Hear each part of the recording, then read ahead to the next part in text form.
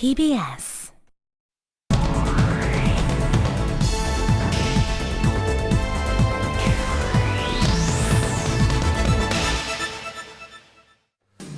주민들이 적극적으로 참여해 진정한 공동체를 만드는 마을 공동체 사업이 본격적으로 시작됐습니다.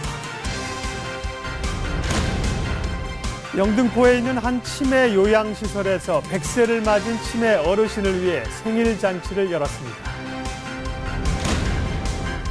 인천 송도의 영리병원 설립이 허용되자 의료 민영화에 물꼬를 틀 것이라는 기대와 논란이 일고 있습니다. 자세한 내용 수도권 인사이트에서 살펴봅니다.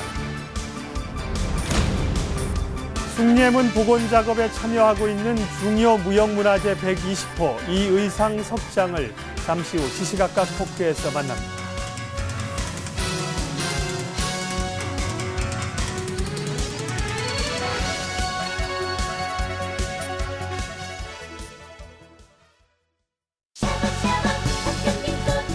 인터넷에 쳐보세요. 마음을 전해줘요. 다양한 혜택 죽여줘요.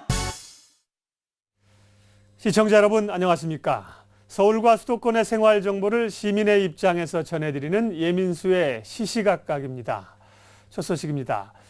박원순 시장이 임기 초부터 역점을 두었던 마을 공동체 사업이 본격적으로 추진되고 있습니다. 양가희 기자의 보도입니다.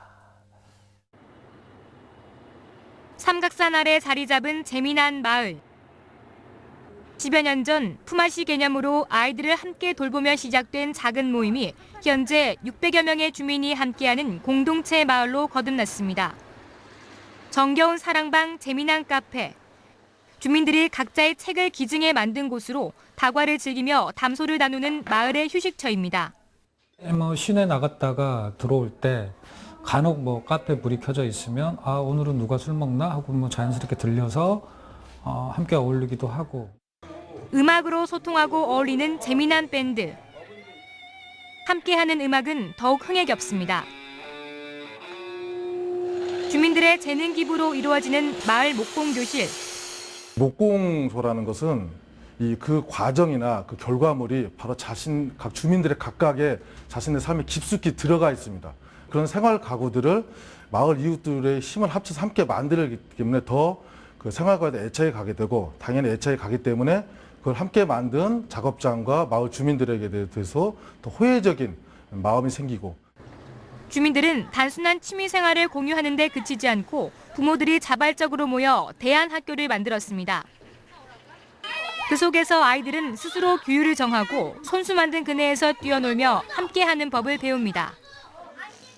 이러한 공동체는 주민들의 적극적인 참여와 컨텐츠 공유, 체계적인 모임의 활성화를 통해 차근차근 이루어졌습니다.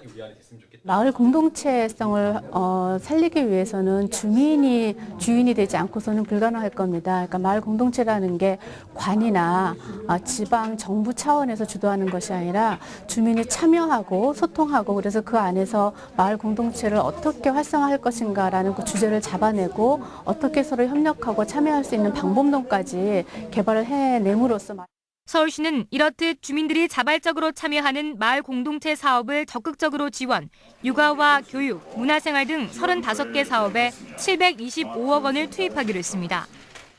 주민들은 시의 지원은 환영할 만하지만 한편으론 충분한 과정과 검토가 필요하다고 조언합니다.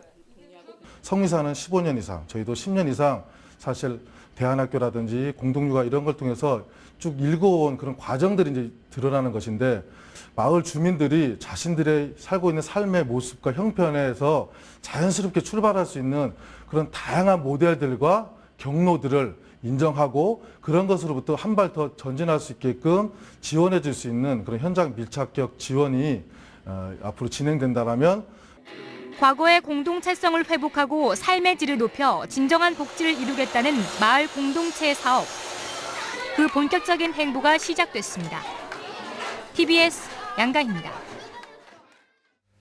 적어도 1년에 하루는 내가 주인공인 날이 있습니다. 바로 생일이죠.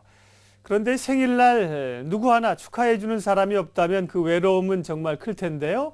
연고가 없는 치매 노인들이 이런 경우입니다. 그런데 영등포의 한 치매 요양원에서 100세를 맞은 할머니의 외로움을 달래고 기쁨을 함께하기 위해서 생일 잔치를 열었습니다. 영등포에 위치한 치매 어르신들을 위한 성모 치매 요양원. 연고자가 없는 어르신들을 모셔 늘 한적하던 이곳에 오늘은 음식을 준비하는 사람들로 붐빕니다. 사랑 나눔 봉사단체가 어버이날과 100세 어르신의 생신잔치를 준비하기 위해 모인 것. 여기 성모원에 계신 어르신들이요. 평균 연세가 한 87세 정도 되신 여기 치매 요양원이거든요. 저희가 정성껏 음식을 준비해서 대접해 드리려고 부지런히 만들고 있습니다. 정성스레 준비한 카네이션을 다듬고 준비한 음식을 식탁 가득 올려놓은 후 케이크를 올리는 것으로 잔치 상차림이 완성됩니다.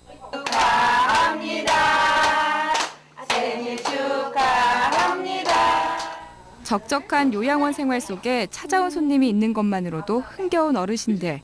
비록 치매로 인해 봉사자의 도움 없이는 거동하는 것도 음식을 먹는 것도 쉽진 않지만 노래에 맞춰 박수를 치고 흥겨워하는 이 순간만큼은 병이 주는 불편함도 잊어버립니다. 반갑죠.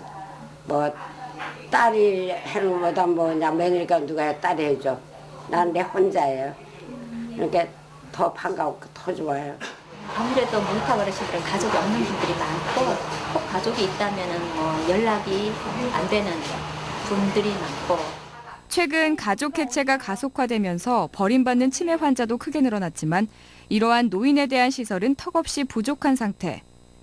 그나마도 후원과 봉사단체에 의지해 운영되는 곳이 대부분입니다. 좀 서글퍼지죠. 이제 우리 미래를 보는 것 같고 우리뿐이 아니라 다른 여러 이제 어떤 봉사단체나 어떤 사회복지 쪽이 좀 활성화가 돼야 우리가 사실상 갈 곳이 없어야 되는데. 가족의 달 5월, 소외된 사람들과 함께 따뜻한 정을 나누면서 그 의미를 다시 한번 새겨볼 수 있었습니다. TBS 리포트입니다. 네, 월급을 한 푼도 안 쓰고 모아야 서울에서 집장만 하는데 뭐 십수년 걸린다는 거 아닙니까? 이렇게 어렵게 허리띠를 졸라매면서 간신히 내 집 마련의 꿈을 달성했는데 집 앞에 수십 차나 되는 무덤이 있다면 어떨까요? 바로 인천의 한 신도시 아파트 주민들이 이런 황당한 상황을 겪고 있다고 합니다. 꿈에서조차 생각하지 못했던 상황에 맞닥뜨린 입주 예정자들을 현장 인사이드에서 만났습니다.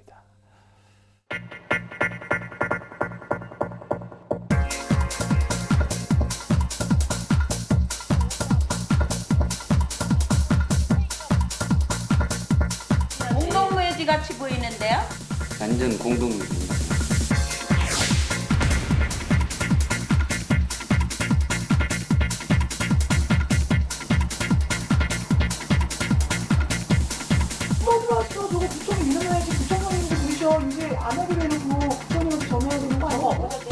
무덤에 관해서는 전혀 언급을 안 했기 때문에 거기에 대해서는 전혀 생각을 한 적도 없었고 또 뭐라고 저한테 설명을 했냐면요.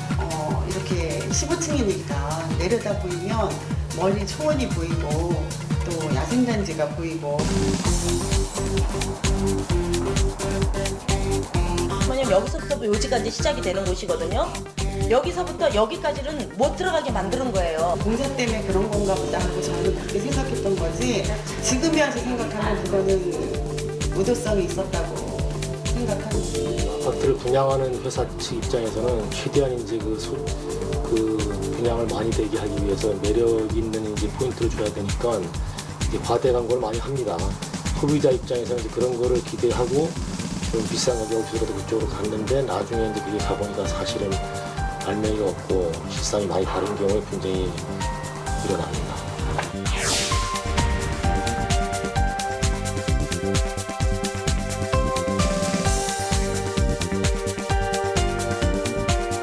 종묘라든가 분묘는 엄연히 다른 말이고요.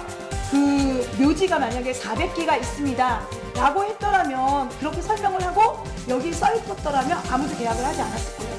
근데 설명조차 하지 않았기 때문에 묘지라고 이제 쓰거나 이런 것이 있다면은 계약할 때 묘지가 인근에 있다 또는 분묘가 인근에 있다 이렇게 쓰는 것이 원칙이고 분묘라고 쓰는 거는 잘못된 표현이죠.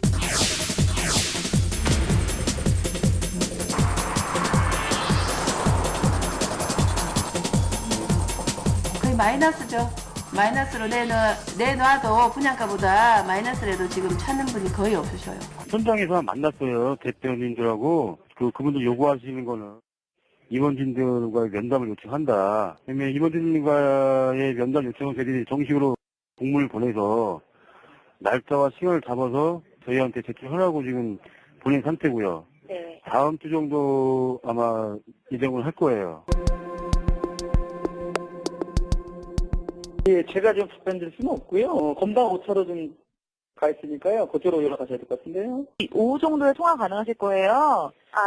네. 네, 번호를 남겨주시면 저희가 전화를 드리도록 할게요.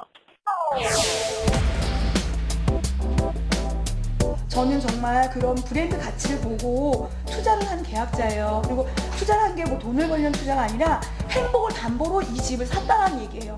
그런 행복은 돈의 가치로 따져서는 안 되고요. 사람들의 마음을 상처를 줘서도 안 된다고 생각을 해요. 집이라는 게 그렇잖아요. 안락한 삶을 또 저희가 유지하고 싶은 거는 모든 사람들의 꿈이고 그렇기 때문에 그거에 대한 뭐 브랜드를 떠나서 어쨌든 건설에서는 그만큼의 저희가 찾아야 되는 것에 대해서는 보상을 해줘야 된다고 저는 생각하고 있습니다. 제대로 용어를 표시를 안 했기 때문에 그 경우에도 잘못 분양한 것에 대해서 손해배상 책임을 일단 져야 될 것 같습니다. 사기나 착오로 계약 취소를 구하거나 또는 계약 위반을 이유로 계약 해제를 청구할 수도 있을 것 같습니다.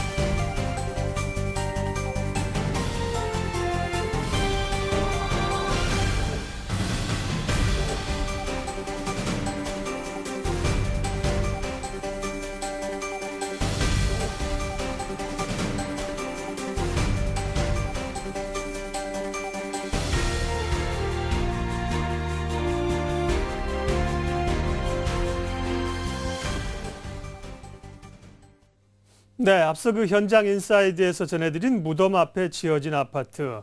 어느 건설사입니까? 우리 제작진에서는 그냥 H건설사라고만 표기를 했는데 저는 이런 회사 이름을 좀 밝혀야 된다고 생각하는 사람입니다. 그래야 명확히 좀 시비를 가리고 다른 투자자들이 현혹되지 않도록 말이죠. 제 생각이 그렇고요. 증시 마감 상황 알아보도록 하겠습니다. 오늘 어떻게 됐는지 신한금융투자 박재민 팀장 만나겠습니다. 박 팀장님 안녕하세요. 네, 안녕하세요. 네, 하루 만에 주가 또 떨어졌군요. 네, 그렇습니다. 9일 코스피 지수 전일 대비 16.72포인트, 0.8% 정도 떨어진 1950선 간당이 걸리면서 장을 마쳤는데요. 아무래도 박스권 하단으로 여겨지는 1950선을 가까스로 지켜냈습니다. 아무래도 밤사이 뉴욕 증시는 프랑스와 그리스 등 유럽 정치권에 대한 불안감이 커진 탓에 하락 마감을 했습니다. 이러한 상황 속에서 코스피 지수 금일 개장 소폭 하락세로 출발을 했지만 결국에는 외국인과 기관의 매도 규모 때문에 지수가 한때 1950선도 하향 이탈도 했었으며 외국인이 엿새째 매도에 나서면서 3,400원을 채 주식을 매도하면서 그리고 기관이 500원을 채 주식을 매도하면서 결국에 1950선 턱걸이로 마감을 하였습니다. 반면 개인은 금일 2,200원을 채 2,200억 어느 채 주식을 순매수하였습니다. 업종별로 음식료품, 섬유, 의복, 통신, 내수주를 제외한 대부분 업종이 하락했습니다. 음식료품 업종 내에서 대부분 대형주가 장중 최고가를 경신했는데요. 빙그레는 연중 최고가인 72,400원을 기록했고요. 롯데상강도 장중 53만 1,000원까지 올라오면서 최고가를 갈아치우는 모습을 보였습니다. 또한 CJ제일제당, 롯데칠성, 음식료품 업종도 2% 이상 뛰는 모습을 보였습니다. 반면 기존 주도주는 부진한 모습을 보였는데요. 운송 장비 업종 2%대 급락을 했으며 업종 내에서 현대차와 기아차가 각각 2.15%, 0.75%씩 뒤로 밀리는 모습을 보였습니다. 조선업종 수중 모멘텀 공백 우려에 줄줄이 떨어지는 모습 보였는데요. 현대중공업, 삼성중공업, 현대미포주선 제다 5%대 이상씩 급락하는 모습 보였습니다. 또한 전기전자 업종도 0.5%대 약세를 보였습니다. 대장주인 삼성전자는 금일 0.75% 하락하면서 닷새째 하락 모습을 보였습니다. 코스닥 지수는 금일 시초가 강보합으로 시작을 하였으나 대외 악재 영향권에서 벗어나지는 못한 채 소폭 하락한 모습 보였습니다. 전일보다 0.6% 내린 491.56포인트로 490선을 지켜내는 모습 보였습니다. 개인과 외국인이 각각 410억, 80억 이상 순매도한 반면 기관이 장중 내내 332억 원의 채 순매수 물량을 모두 매도 물량 기관과 외국인과 개인의 물량을 받아내는 모습 보였습니다. 시가총액 상위 종목도 혼조세를 보였는데요. 시총 1위인 셀트리온은 전날보다 5%대 이상 급등한 39,000원에 거래를 마쳤습니다. 반면 5위인 CJEN과 6위인 CJ오스핀 강보합세를 나타냈고요. SFA, 파라다이스, 유메이드 등도 시가총액 상위 내에서 상승세를 유지한 모습 보였습니다. 반면 2위와 3위인 다은과 서울반도체는 모두 1%대 이상 가량 내리는 모습 보였고요. 알랩, 포스코 ICT는 각각 2%대와 12%대 폭락하는 모습을 보였습니다. 포스코 ICT의 경우 시총 200위권 내 상장사 중 가장 큰 폭의 낙폭을 기록하는데 오늘 특징주라고 좀 말씀을 드리겠습니다. 외환시장에서 원달러 환율 전일보다 4.8원 급등한 1140.4원에 마감을 하였습니다. 이상 신한금융투자 압구정 PW센터에서 전해드렸습니다.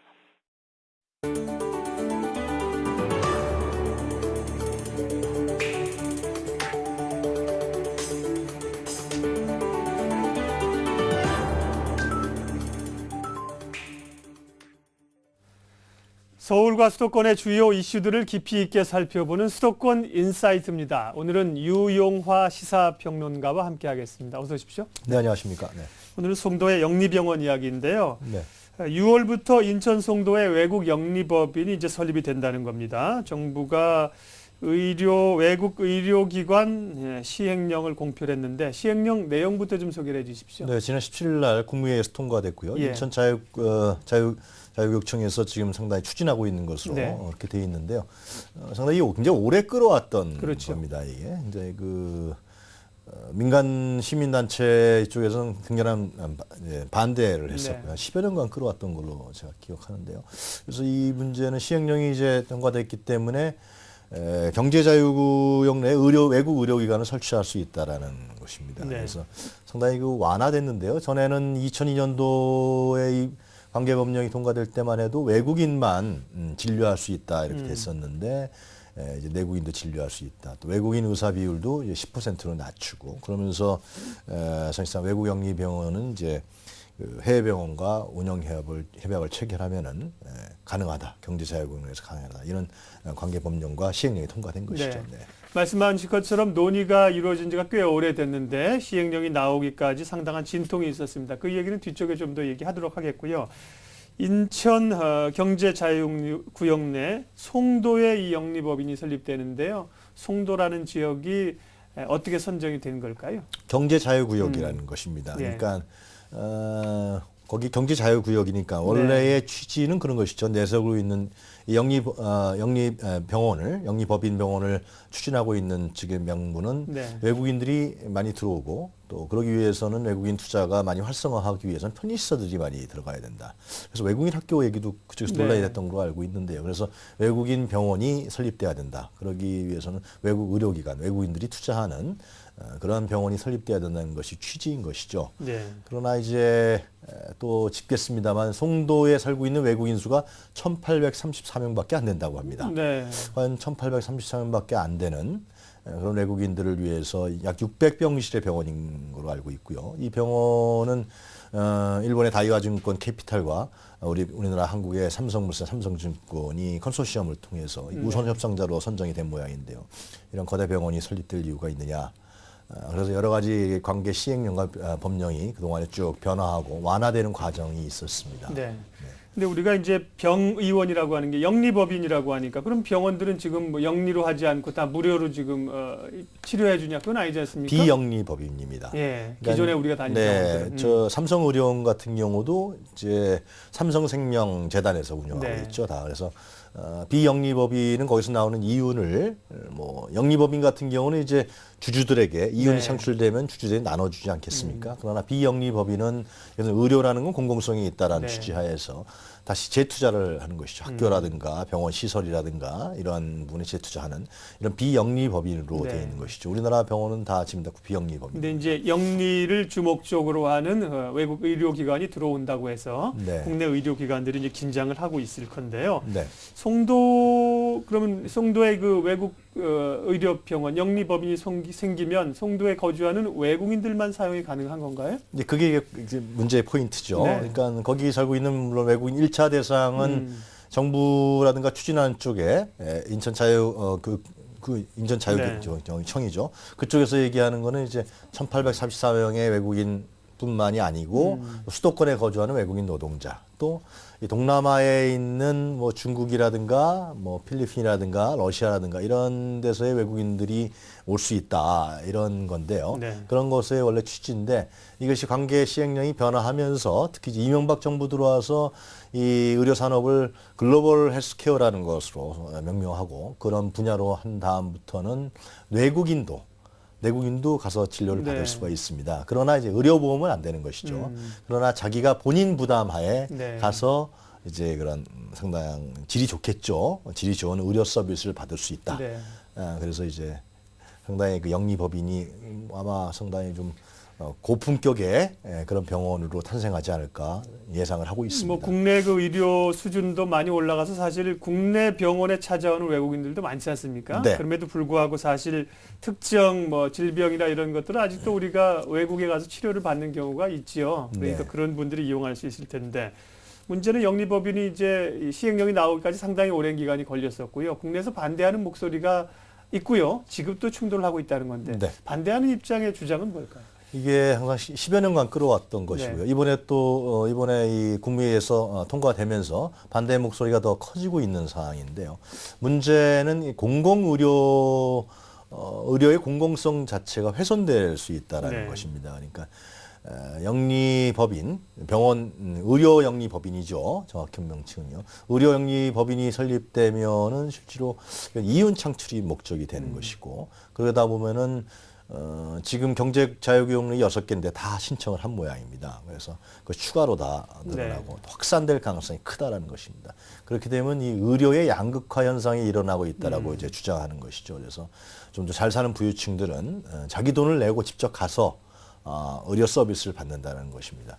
이렇게 되면은 어떤 문제가 발생하냐 하면은 지금 건강보험 부분이 파괴될 수도 있다. 공공의료가 파괴될 수 있다라는 것입니다. 그러면은 좀 잘 사는 사람들은 이런 질 좋은 이런 영리병원에 가서 의료 서비스를 받고 서민층이라든가 좀 사회적으로 중하류층들은 기존에 건강보험이 가능한 네. 공공병원에 가게 된다라는 의료의 양극화가 일어날 우려가 크다. 네. 그래서 이런 부분이 거의 한 10여 년 동안에 김대중 정부 때부터 사실상 2002년부터 추진됐던 건데요. 그것이 계속해서 이제 반대에 부딪히면서 이제 이명박 정부 들어와서 가속화되면서. 근데 뭐 사회적인 그 격차는 있겠습니다만은 뭐 더 지불을 하고 높은 곳에 가서 좋은 서비스를 받을 분들은 가고 네. 우리 이제 일반 병원을 이용하시면 될 텐데 그게 이제 국민보험의 이 시스템을 붕괴한다는 건 어떤 의미죠? 건강보험이 파괴될 우려가 있다라고 이제 네. 의료민영화 저지대책위원회라고요. 네. 이제 오래된 단체인데요. 그러니까 실제로 건강보험 혜택을 미국 같은 경우를 예를 많이 네. 들고 있어요. 미국 같은 경우는 의료보험의 공공성이 확립되어 있지 않죠. 그래서 부유층 같은 경우는 이런 민영병원이라든가 예. 민영의료보험, 사설의료보험을 통해서 자기 자신의 건강을 뭐 문제가 있으면 고치고 하는데 주로 중하류층이라든가 서민들 같은 경우는 의료보험 혜택도 못 받고 네. 아파도 병원 못 가는 그런 현상들이 나타나는 게 미국의 예인데요. 우리나라 같은 네. 경우가 이런 건강보험의 공공성이 상당히 잘 확립되어 있는 나라다 이렇게 평가되고 있는데 이런 민영의료시설이 병원이 이제 네. 영리를 추구하는 이런 법인이 탄생하게 되면은 실제로 이게 확산된다는 것입니다. 그러면은 앞다퉈서 그런 전국에 이런 처음에는 외국인을 위한 의료기관이다 이렇게 설립되지만 이것이 물꼬를 터주는 네. 계기가 된다. 그렇게 되다 보면은 이게 확산되다 보면 실제로 공공병원의 역할이 줄어들게 되고 그런 건강보험의 보장성들이 줄어들게 되고 상당히 많은 사람들이 이쪽에 질 높은 서비스 있는 네. 의료 이런 영리병원으로 가게 된다. 반면에 우리가 이제 의료 산업도 글로벌화해야 되고 이제 의료 산업을 산업으로서 키우기 위해서는 이런 제도적 장치가 결국 있고 시장을 개방해야 되지 않겠는가 이런 주장도 있지 않습니까? 예, 그런 부분에서 반대하는 측은 이런 입장입니다. 그러니까 우리나라의 의료진들이 결코 외국에 비해서 떨어지지 않는다고 주장을 합니다. 상당히 우리나라의 의료진들의 수준이 높아졌다는 것이죠, 굉장히. 그렇기 때문에 현재 공공병원을 확충하고 확장해 나면 된다라는 것입니다. 그래서 특히 외국인 같은 수요라든가 지금 말씀하신 그런 글로벌 헬스케어라든가 그런 의료 산업 같은 경우도 현재 공공병원 시설과 의료진을 갖고 확충하고 확대해 나가면 충분히 가능하다 이런 주장을 펴고 있습니다. 그래서 가장 중요시하게 문제 삼고 있는 부분이 건강보험의 공공성 이것이 파괴되면서 실제로 건강보험이라는 것은 이제 보편적 복지국가라는 어떤 그런 복지의 개념의 하나다. 전 국민이 의료 서비스의 좋은 질을 받을 그러한 복지 시스템으로 가야 되는데 이런 민영화된 영리법인이 확산되면서 실제로 그러면은 공영병원들은 질이 떨어지겠죠, 당연히. 근데 이제 정부에서 지금 시행령까지 공표가 됐는데 인천시 의회와 인천경제자유구역청 사이에도 아직도 이견이 있다면서요? 네, 인천자유구역청에서는 이제 6월부터 바로 들어가겠다라는 것입니다. 인허가 절차를 밟고서. 시의회 같은 경우는 아무래도 이제 일반 국민들 입장에서 봤을 때는 중장기적으로 봤을 때 이러한 건강보험의 공정성이 파괴될 우려가 있기 때문에 시의회에서 아주 격렬하게 반대하고 있는 그런 상황인 것 같습니다. 네. 수도권 인사이트 인천 송도에 들어서게 될 그 외국 영리병원에 대해서 오늘 논의해봤습니다. 유용화 시사평론가 함께했습니다. 고맙습니다. 네, 감사합니다.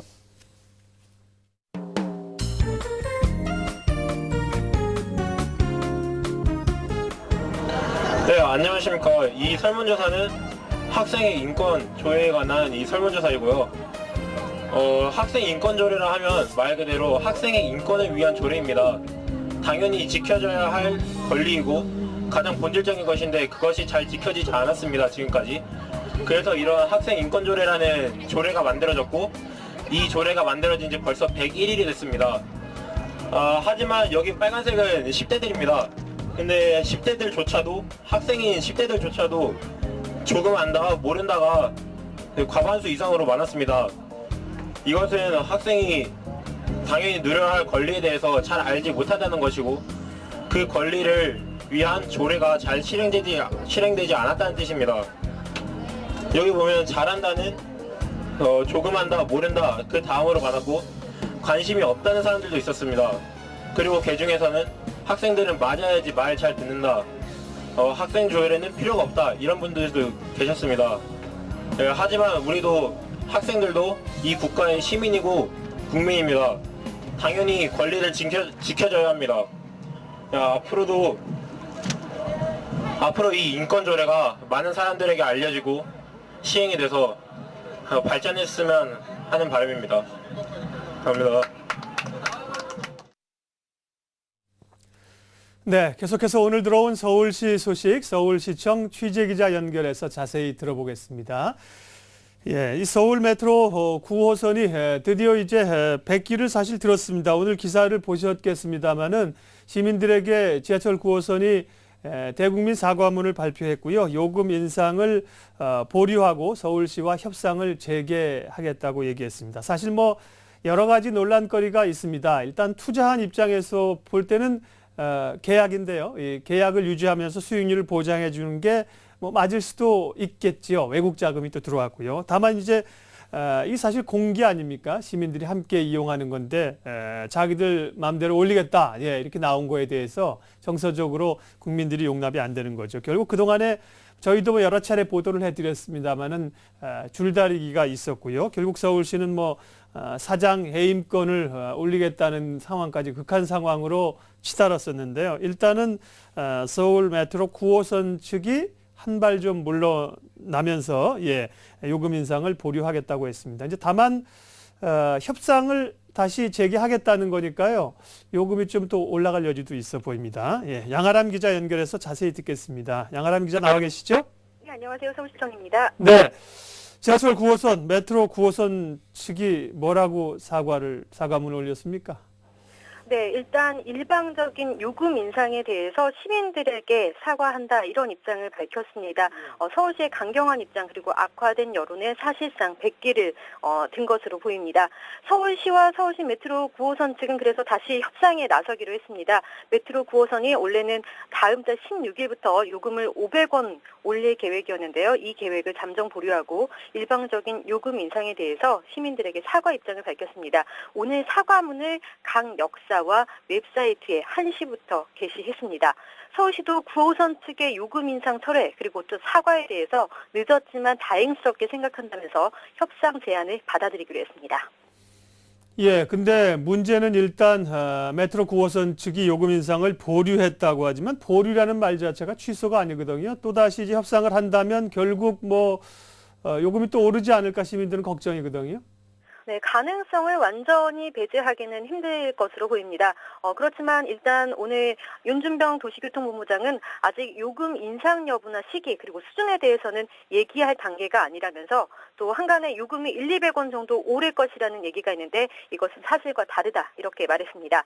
또 메트로 9호선과의 협상에서 그동안 제기됐던 사업 수익률이나 자본 조달 금리 등의 문제점을 원점에서 재검토해서 시민의 이익이 최대한 보장될 수 있도록 하겠다 이렇게 말했습니다.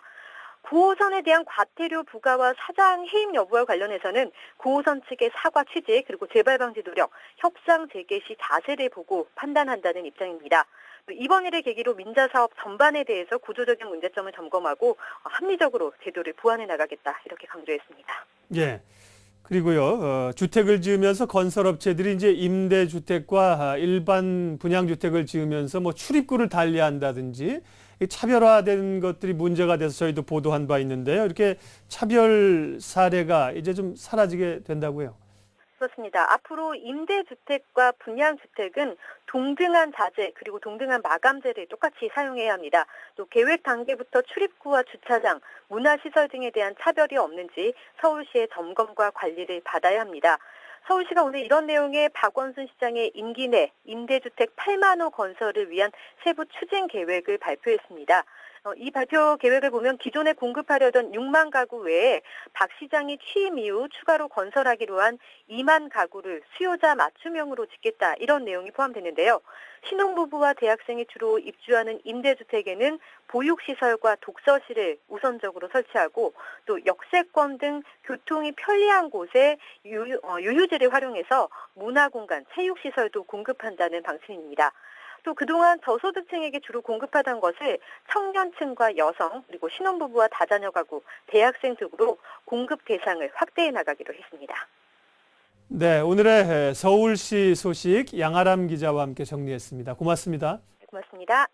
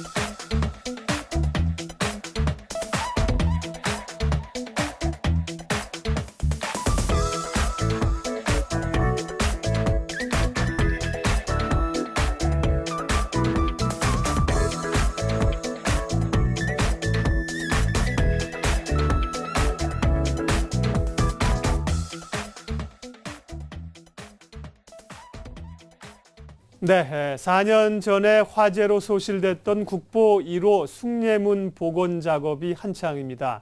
지나다니시는 분들은 지금 이제 작업이 가림막 안에서 진행되는 걸 보고 계실 텐데요.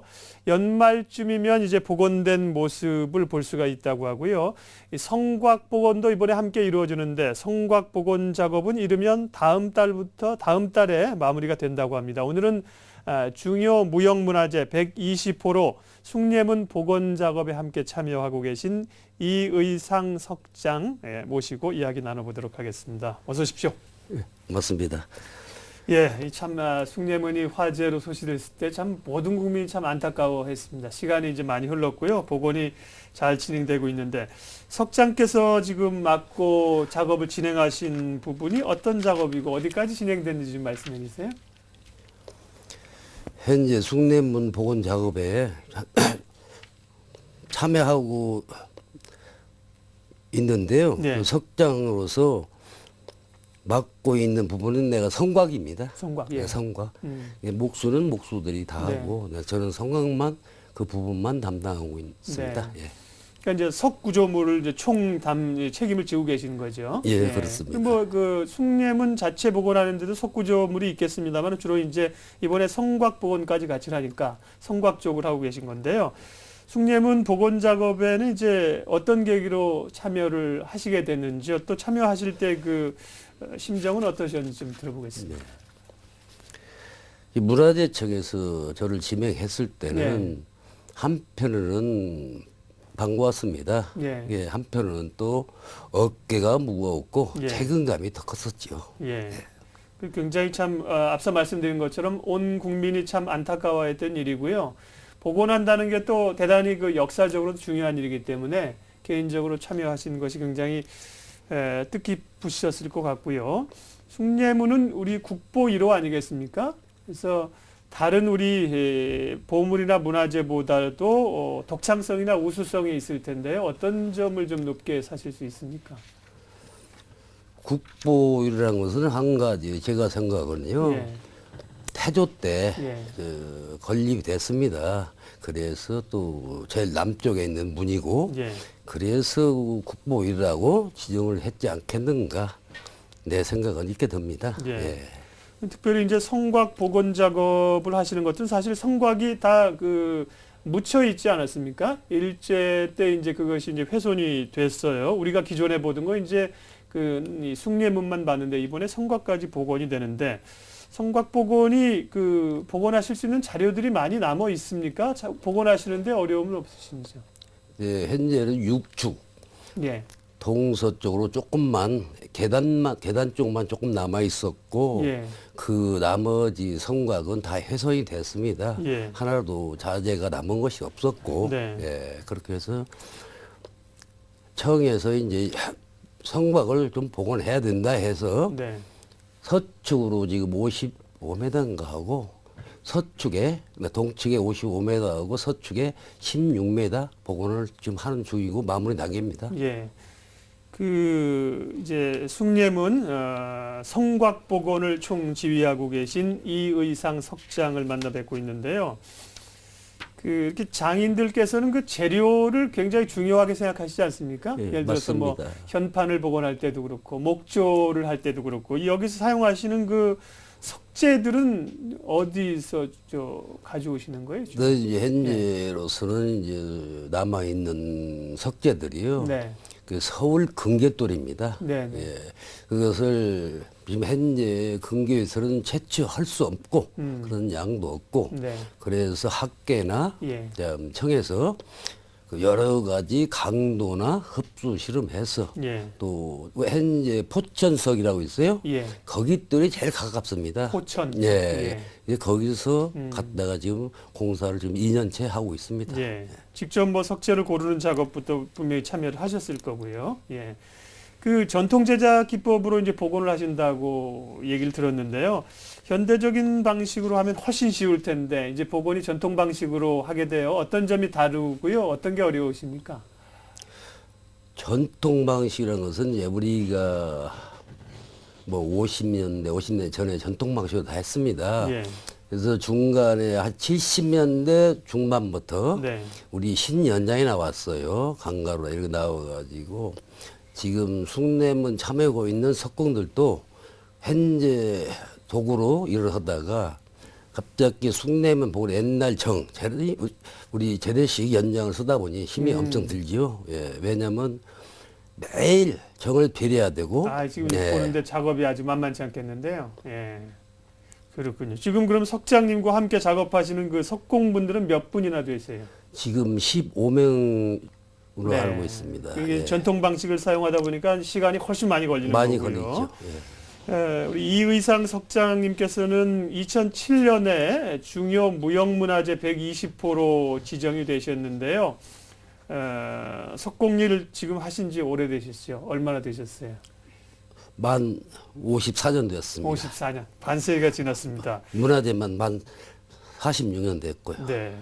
어떻게 후회는 없으세요? 어떻게 지금까지 50년 동안 석공일 문화재 보고를 하셨는데 돌아온 삶을 되돌아보시면 어떻습니까? 지금 와서는 잘했구나 생각도 듭니다만은 지난 과거는 내가 왜 일을 배웠던가 이런 많은 후회도 많이 해봤습니다. 예. 근데 지금은 뭐 이렇게 의미 있는 일들을 하고 계시니까요. 또 이제 그야말로 장인이 되신 거지 않습니까? 예. 우리 숭례문도 그렇고요. 복원하는 과정에서 또 석장으로서 후배들에게 문화재를 아끼는 시민들에게 한마디 좀 하실 수 있는 얘기해 주시고 마무리하겠습니다. 숭례문뿐만 아니라 우리 문화재는 우리 국민 다 같이 아끼면서 살아가는 마음은 누구나 다 있습니다만은 조금이라도 아쉬움 없이 좀 잘 지켜줬으면 하는 그 생각입니다. 예. 오늘 그 시시각각 토크에서는요, 숭례문 성곽 복원 작업을 참여하시고 지휘하시는 이의상 석장님을 만나 뵀습니다. 사실은 말로 지휘하시는 게 아니라 현장에서 그 50년 넘게 작업을 하시던 분이라 말씀하실 때 그런 것들이 참 느껴지고요. 중요하신 일을 하는데 마무리까지 좀 잘 되기를 기대하겠습니다. 네, 고맙습니다. 네, 이렇게 찾아주셔서 고맙습니다.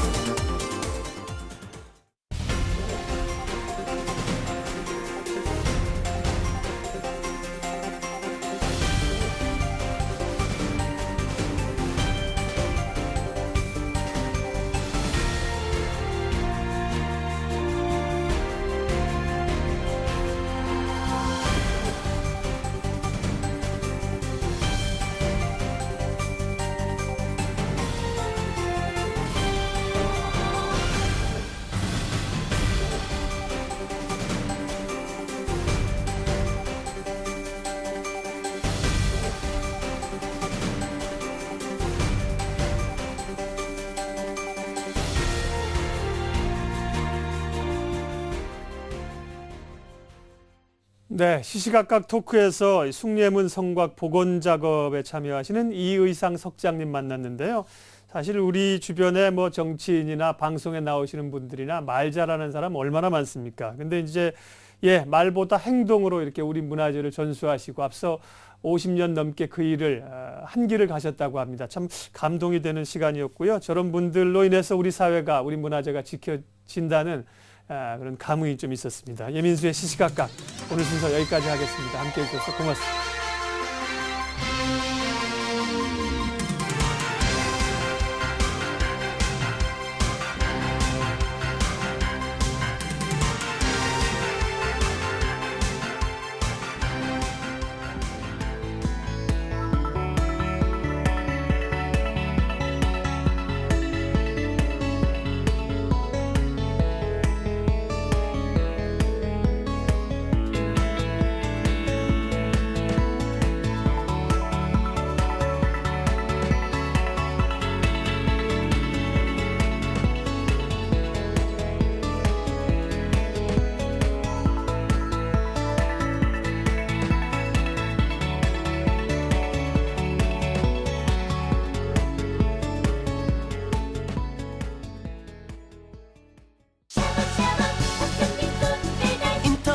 외쳐보세요.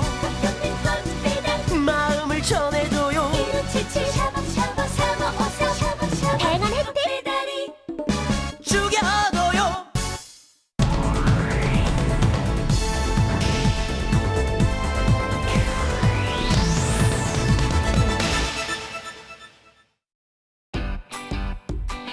Next.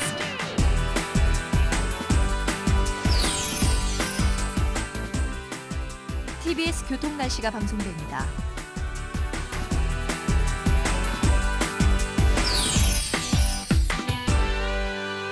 TBS. 언니야, 끝이다.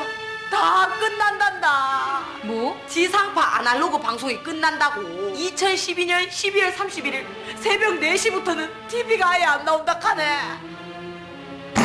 그래서 내가 결심했다. 적금을 확 깨가지고 제대로 된 디지털 TV 하나 살란다. 이거 달아도 잘 나오는데?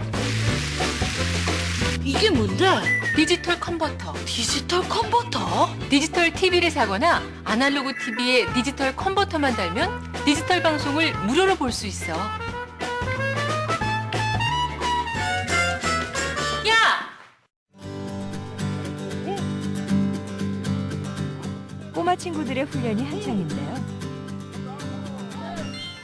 메이저리그 진출이 꿈인 아나톨리의 어머니는 러시아 사람입니다. 야구를 처음에 좋아했는데 야구에 대한 만화를 봐가지고 야구가 좋아졌어요. 멋진 투수가 되고 싶은 현민이의 아버지는 멀리 나이지리아에서 왔다고 하네요. 처음에는 조금 어설펐는데 몇 개월 지나고 그러다 보니까 많이 적응이 되고 형들하고도 많이 친해졌어요. 다문화 가정과 저소득층 아이들을 위한 멘토리 야구단. 인기 스타 양준혁 씨가 함께하는 이곳은 야구 꿈나무들의 신나는 놀이터입니다. 처음에는 굉장히 표정도 높고 별로 밝지 않았거든요. 근데 지금은 뭐 보시지만은 애들이 너무 밝아져가지고 얘들이 정말 다문화인지 아닌지도 정말 구분도 안 갈 정도로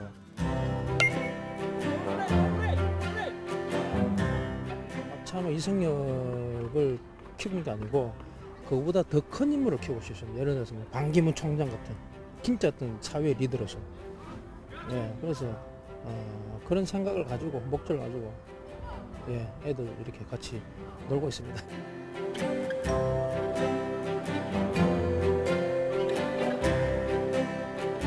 TBS 무지개 캠페인 7가지 색깔이 모여 무지개를 만듭니다.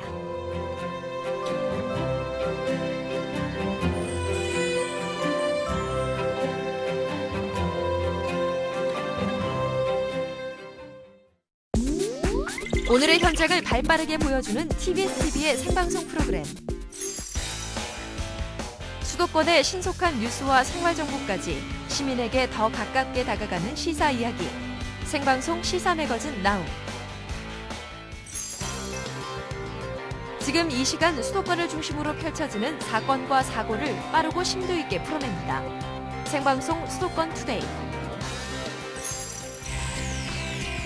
예민수 교수와 각 분야의 시사 전문가가 함께 푸는 수도권의 이모저모. 서울의 오늘을 이야기합니다. 생방송 예민수의 시시각각. 오늘 일어난 서울의 핫 이슈. 수도권 프라임과 함께 좀 더 자세하게 풀어봅니다. 생방송 수도권 프라임. 흔들리는 공교육 시대 맞춤형 상담 프로그램. 국내 최고 입시 전문가들의 명쾌한 고민 해결. 기적의 TV 상담받고 대학 가자. TBS TV의 다양한 프로그램과 함께 즐거운 한 주 되시기 바랍니다.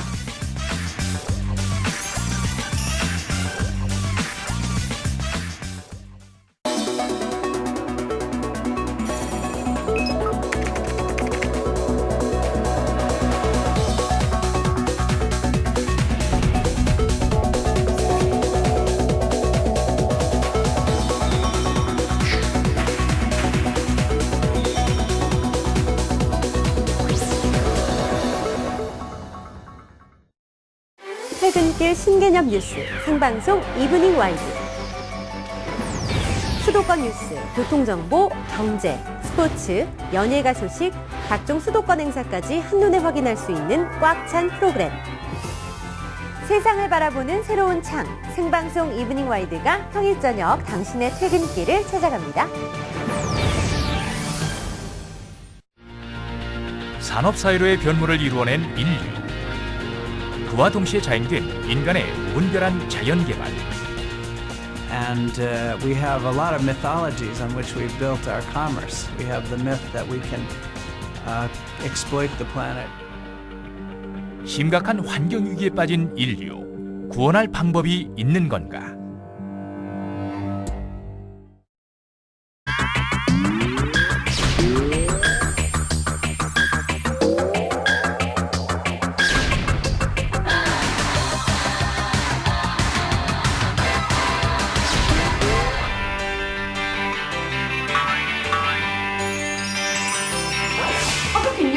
배신이다 진짜. 완전 부럽다. 헐 뭐야? 네가 아 분명 뭔가 있는 것 같은데. 말해봐 빨리 말해봐. 너야만 알고 있어?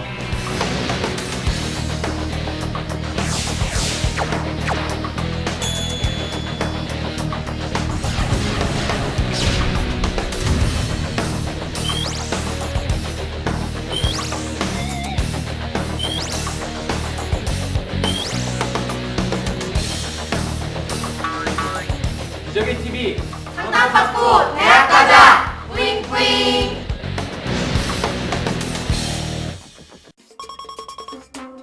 아침 햇살 어떻게 오늘은 뭐가 나올까? 침착해야 돼 헉, 역시 와우.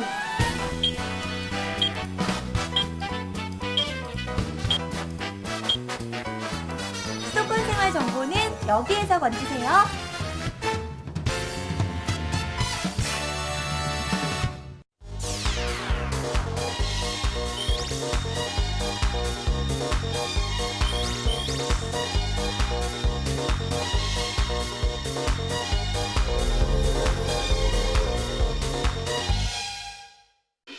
총 길이 481.7km. 동에서 서로 서울을 가로지르는 한강. 한강에는 모두 27개의 대교와 4개의 철교가 놓여져 있는데요. 그중 1900년에 제작된 한강철교는 가장 오랜 역사를 갖고 있습니다. 한강 다리 가운데 가장 긴 2559m의 방화대교. 반면 잠수교는 795m에 불과해 한강 다리 가운데 가장 작고 또 낮은 다리입니다. 그렇다면 통행량이 가장 많은 곳은 어디일까요? 하루 평균 21만 7천여 대의 차량이 이용하는 한남대교입니다. 다리 위 7개의 전망 카페는 차를 마시면서 한강의 경관과 야경을 감상하기에 가장 좋은 서울의 명소로 인기를 모으고 있습니다. 해가 지면 더 아름다워지는 한강다리는 모두 10곳의 야간 조명이 켜지는데요. 낮의 모습과는 또 다른 화려함을 맛볼 수 있습니다. 서울의 역사를 고스란히 간직해온 한강의 다리들. 이제 조금 더 가깝게 보고 느끼실 수 있겠죠?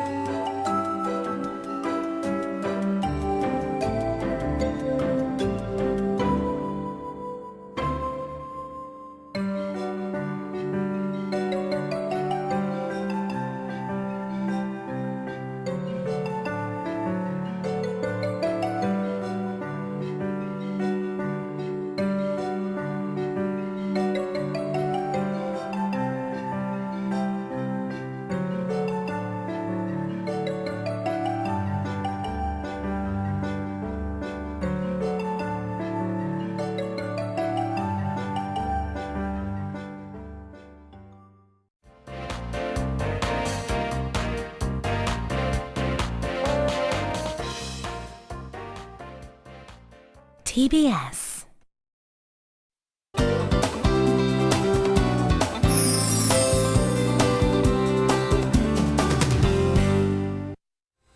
TBS 교통 날씨입니다. 이제 이동 차량들 많아지고 있는데요. 올림픽대로는 고장차 여파로 밀리고 있습니다. 공항 쪽으로 여의교 부근 1차로에 고장차가 서 있는데 때문에 뒤로 많이 밀리고 있습니다. 올림픽대로부터 자세하게 알아보죠. 공항 쪽으로 여의교 부근 1차로에 고장차가 서 있는데 교통량도 많아지면서 여파로 밀리고 있습니다. 성수대교부터 여파를 받고 있는데 여의교 부근까지 긴 구간 정체 감안해 두셔야겠고요. 반대 잠실 쪽으로는 한남대교에서 동호대교 사이 속도가 안 나고 있습니다. 강변북로 구리 가는 길 원효대교부터 동작대교 부근까지 어렵습니다. 동작대교 지나서는 대체로 수월하게 이동하실 수가 있겠고 일산 쪽으로는 큰 어려움은 없는데 한남대교 부근으로 정체가 아주 심합니다. 한남대교에서 반포대교까지 일산 쪽으로 짧은 구간 정체 감안해 두셔야겠습니다. 내부수단로는 대체로 흐름이 좋은데요. 성수동 쪽으로 홍은 램프부터 밀려서 홍지문 터널 통과할 때까지 속도가 안 나고 있고 반대 성산대교 쪽으로는 전 구간 수월하겠습니다. 동부간선도로 도심 쪽으로 이동 차량들 꾸준합니다. 지금 창동교 부근은 괜찮은데요. 상계교 부근에서 작업이 진행이 되면서 수락 지하차도부터 상계교까지 정체가 되고 있고 창동교 부근은 수월하겠습니다. 의정부 쪽으로는 월계구에서 창동교 사이 서행 정도만 감안하시면 되겠습니다. 서부간선도로가 지금 아주 수월한 상태입니다. 특히 외곽 쪽으로는 대체로 수월한데요. 다만 광명교에서 금천교까지 밀리고 있습니다.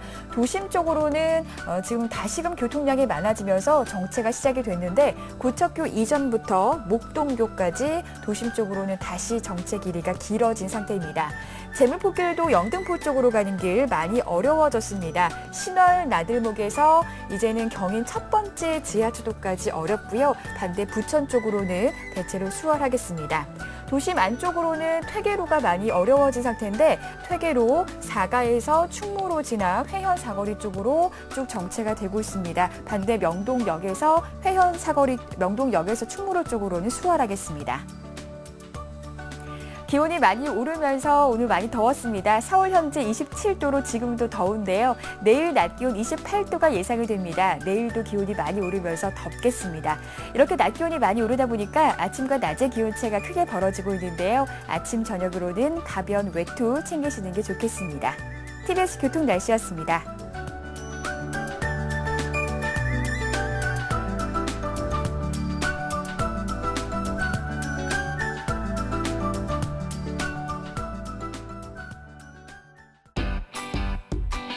Next.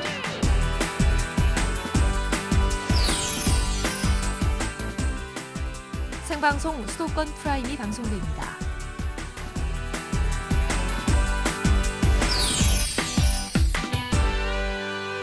TBS 퇴근길 신개념 뉴스 생방송 이브닝 와이드. 수도권 뉴스, 교통정보, 경제, 스포츠, 연예가 소식, 각종 수도권 행사까지 한눈에 확인할 수 있는 꽉 찬 프로그램. 세상을 바라보는 새로운 창, 생방송 이브닝 와이드가 평일 저녁 당신의 퇴근길을 찾아갑니다.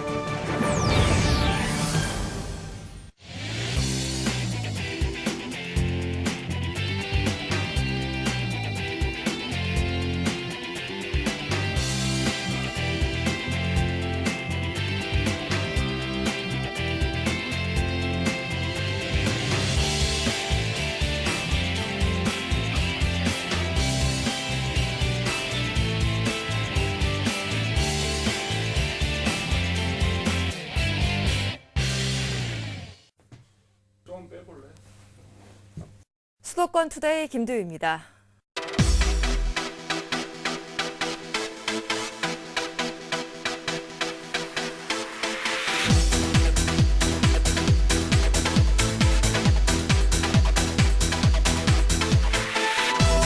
상수 포함되면서 문제점을 제기하는 점심한 끼를 해결할 역사 유물들이 서서 있는 곳은 명동